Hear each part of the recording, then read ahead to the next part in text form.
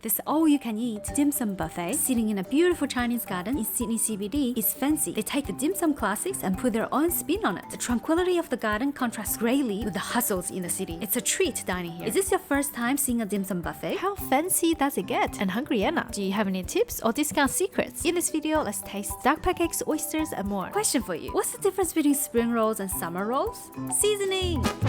Spring roll is so classic. Hard to go wrong with it. This one is flaky and crispy on the outside, wonderful deep fried oil aroma. Veggies on the inside are crunchy and juicy. Great contrast of textures. How is the king prawn mushroom, you ask? As I was looking for it, the saltiness level overtakes everything for me. I wouldn't order another serving, but it's an enjoyable bite. My ideal duck pancake would have a crispy duck skin with fat underneath, 40% lean meat, 60% skin plus fat. Cucumber sliced in a way with the juicy flesh exposed. Ample amount of shallots white base sliced up. Lots of green or red chili plus chili sauce. Duck sauce, piquant but not too sweet. Pancake, warm, thin but fluffy. Let's look at this one. The duck is the meaty type with little skin on it. Shallot quantity is way too low, barely enough for one wrap. Its spiciness is a necessity for duck pancake in my opinion. Chili elements are missing, but sauce, cucumber, and pancake are decent. Overall, I would not order another serving, but if you aren't as picky as me, I recommend it because it's a timeless and iconic Chinese dish. Even if some elements are off, it is still delicious. Fun fact, did you know ducks can sleep with one eye open? Ducks can turn off half of their brain while keeping the other half alert for predators. They only fully rest both halves if they're feeling safe and protected in the middle of other ducks or at a safe location. The feathers are highly waterproof thanks to an intricate feather pattern and a wax-like coating. They're so waterproof that they can dive underwater with their downy and the feathers staying 100% dry. These fruits were served as dessert, same quality as you could easily get from Coles or Woolworth. Having fruits as dessert is such a good idea. Refreshingly sweet without overdosing too much on sugar. This steamed Chinese broccoli is normally one of the very few opportunities I have at dim sum to eat some leafy grains. Even if they're half decent, I can easily finish one serving by myself. However, these are too tough, making it very difficult. With these 4 dishes, I wouldn't order again. I hate giving negative feedback because the restaurant is probably trying hard to provide a good experience. And this is evident in the following 5 dishes. Let's look at them going from least to my most favorite. Coming in number 5, this shallot pancake looks different from most restaurants. A lot thicker with layers of airy pockets. How does it taste though? I bite on it. It's surprisingly and delicately crispy on the outside, resembling the spring rolls. Then my teeth sink into the fluffy center.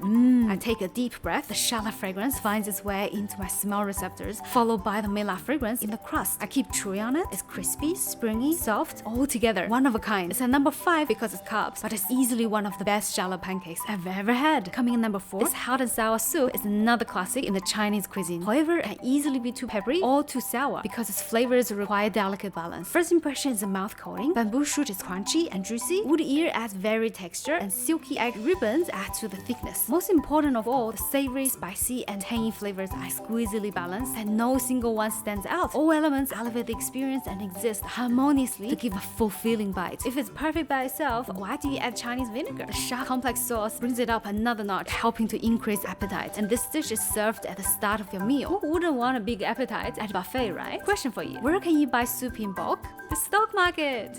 Coming in number 3, these salt and pepper school prawns have skin on. Love it when prawn skins are crunchy and the head is left on because most of a prawn's flavor is in the head, and the deep fried head is extra crispy. Yep, it lives up to expectation. The skin's texture offers another dimension to the flesh's pleasant chewiness. Salt and pepper flavors are well balanced. The crust has the texture and taste of egg yolk, initially powdery to the palate. As you slide the mixture down your throat, its multi-toned, sulfurous, and earthy aromas blast your smell receptors, charmingly enhancing the prawn's natural umami and sweetness, making it a vibrant bite. Yum! I rarely get to enjoy this dish executed so well in Sydney. Brings back good childhood memories. Thank you, Lotus. Big hugs from HungryAnna. Coming in number 2 is the 7-spice crispy calamari. Looking at it, I expect some crispiness outside of chewy seafood. I throw a small piece into my mouth. Wow, wait a moment. What's that succulent slippery thingy? I immediately grab another one, this time taking only a small bite, eager to see the intersection. There, the white glistening calamari is staring at me inside a red-yellow crust. I put it again in my mouth carefully. Yep, the thingy I tasted was the seafood. How did I do it? Super tender, barely need to chew. My company and I quickly devoured the first serving and asked for another round. It's the most memorable dish. Coming in number 1. Woohoo!